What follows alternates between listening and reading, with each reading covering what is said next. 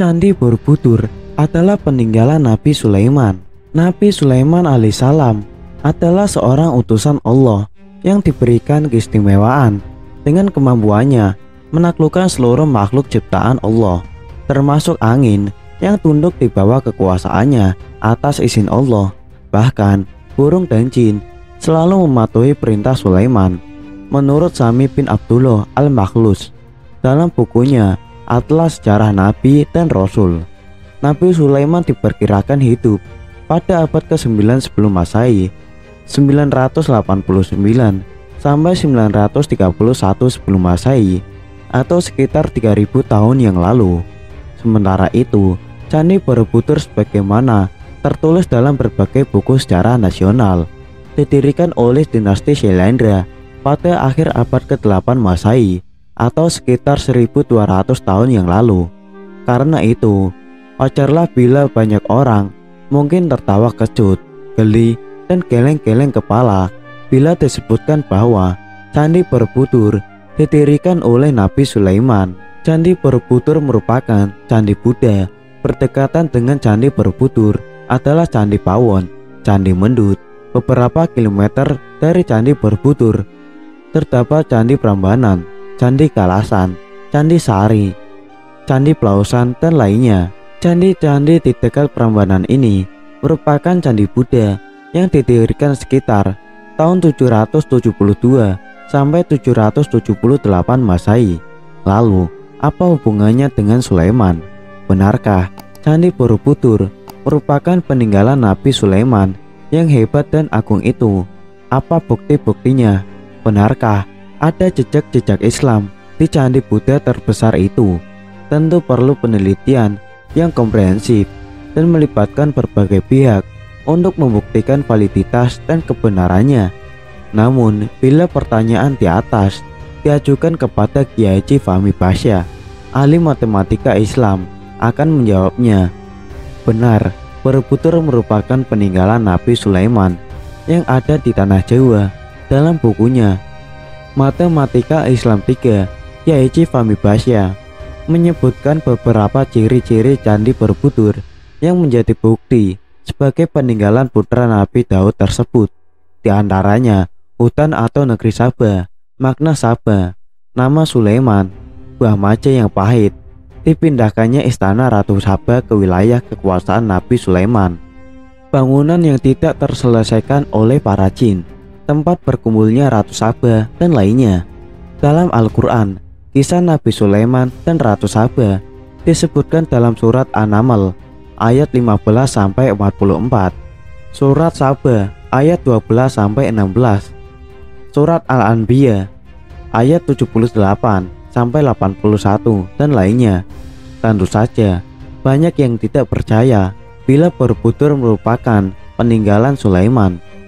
Di antara alasannya karena Sulaiman hidup pada abad ke-10 sebelum Masehi, sedangkan Borobudur dibangun pada abad ke-8 Masehi. Kemudian menurut banyak pihak, peristiwa dan kisah Sulaiman itu terjadi di wilayah Palestina dan Sabah di Yaman Selatan, sedangkan Borobudur di Indonesia. Tentu saja hal ini menimbulkan penasaran, apalagi Kiai Haji Fahmi Bahsyah menunjukkan bukti-buktinya berdasarkan keterangan Al-Quran. Lalu, apa bukti sahih andai Borobudur merupakan peninggalan Sulaiman atau bangunan yang pembuatannya merupakan perintah Sulaiman? Menurut Fahmi Bahsyah, dan seperti penulis lihat melalui relief-relief yang ada, memang terdapat beberapa simbol yang mengesankan dan identik dengan kisah Sulaiman dan Ratu Sabah sebagaimana keterangan Al-Quran. Pertama adalah tentang tabut, yaitu sebuah kotak atau peti yang berisi warisan Nabi Daud alaihissalam kepada Sulaiman. Konon di dalamnya terdapat kitab Zabur, Taurat, dan tongkat Musa, serta memberikan ketenangan. Pada relief yang terdapat di Borobudur, tampak peti atau tabut itu dijaga oleh seseorang, dan Nabi mereka mengatakan kepada mereka, sesungguhnya tanda ia akan menjadi raja ialah kembalinya tabut kepadamu. Di dalamnya terdapat ketenangan dari Tuhanmu dan sisa dari peninggalan keluarga Musa dan keluarga Harun. Tabut itu dibawa malaikat.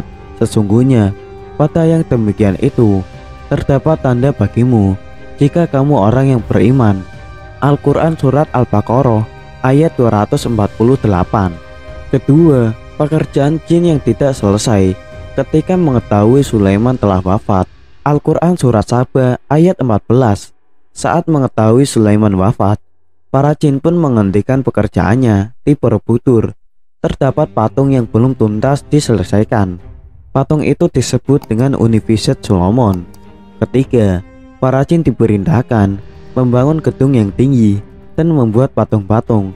Al-Quran Surat Saba ayat 13. Seperti diketahui, banyak patung Buddha yang ada di Borobudur, sedangkan gedung atau bangunan yang tinggi itu adalah Candi Prambanan. Keempat, Sulaiman berbicara dengan burung-burung dan hewan. Al-Quran Surat An-Naml ayat 20-22. Reliefnya juga ada. Bahkan sejumlah frame relief Borobudur bermotifkan bunga dan burung.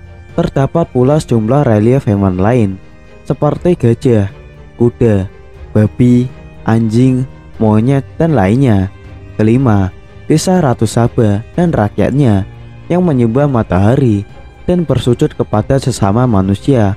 Al-Quran Surat An-Naml ayat 22. Menurut Fahmi Basya, Saba artinya berkumpul atau tempat berkumpul. Ungkapan burung hudhud tentang Saba karena burung tidak mengetahui nama daerah itu. Jangankan burung, manusia saja ketika berada di atas pesawat tidak akan tahu nama sebuah kota atau negeri, katanya menjelaskan. Ditambahkan Fahmi Basya, tempat berkumpulnya manusia itu adalah di Candi Ratu Boko yang terletak sekitar 36 km dari Candi Borobudur. Jarak ini juga memungkinkan burung menempuh perjalanan dalam sekali terbang. Keenam, Saba ada di Indonesia, yakni Wonosobo. Dalam Al-Quran, wilayah Saba ditumbuhi pohon yang sangat banyak. Al-Quran Surat Saba ayat 15. Dalam Kamus Bahasa Jawi Kuno yang disusun oleh Dr. Maharsi, kata wana bermakna hutan. Jadi, menurut Fahmi, wana Saba atau Wonosobo adalah hutan Saba. Ketujuh, buah maca yang pahit. Ketika banjir besar Sail Al-Arim menimpa wilayah Saba, pepohonan yang ada di sekitarnya menjadi pahit sebagai azab Allah kepada orang-orang yang mendustakan ayat-ayatnya. Tetapi mereka berpaling, maka kami datangkan kepada mereka banjir yang besar, dan kami ganti kedua kebun mereka dengan dua kebun yang ditumbuhi pohon-pohon yang berbuah pahit, pohon asl, dan sedikit dari pohon sidir. Al-Quran Surat Saba ayat 16. Kedelapan, nama Sulaiman menunjukkan sebagai nama orang Jawa. Awalan kata Su merupakan nama-nama Jawa, dan Sulaiman adalah satu-satunya nabi dan rasul yang 25 orang yang namanya berawalan Su. Kesembilan, Sulaiman berkirim surat kepada Ratu Saba melalui burung hudhud. Pergilah kamu dengan membawa suratku ini. Al-Quran Surat An-Naml ayat 28. Menurut Fahmi, surat itu ditulis di atas plat emas sebagai bentuk kekayaan Nabi Sulaiman. Ditambahkannya, surat itu ditemukan di sebuah kolam di Candi Ratu Boko. Ke-10, bangunan yang tinggal sedikit, Sidrin Khalil. Lihat Al-Quran Surat Saba ayat 16.